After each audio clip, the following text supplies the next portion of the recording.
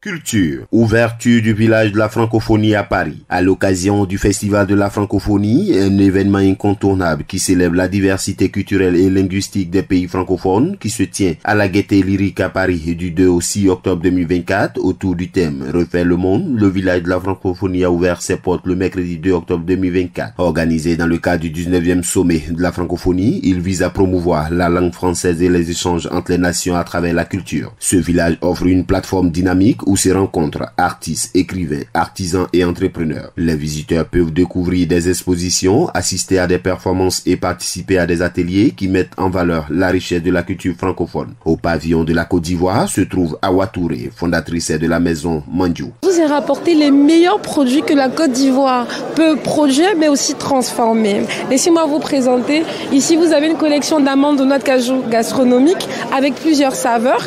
Ici vous avez des biscuits à base de farine de riz locale avec des saveurs 100% locales. Vous avez des infusions au café et au cacao épicés avec des épices de chez nous.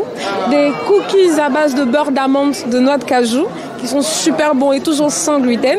Et une collection d'infusions à base de fleurs locales et d'épices de chez nous.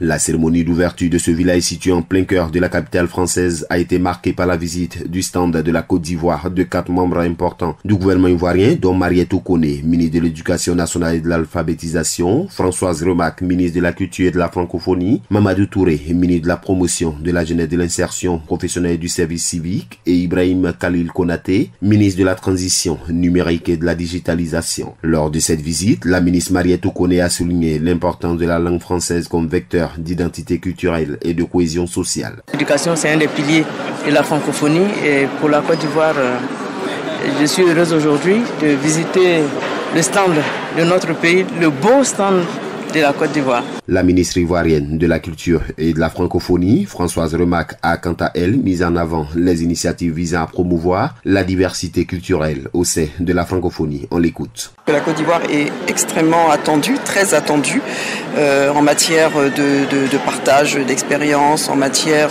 d'implication dans différents domaines. Et bien sûr, le sommet lui-même, le sommet des chefs d'État auquel prendra part le président de la République sera aussi un moment important avec des huis clos qui, bien sûr, aborderont les sujets politiques du moment.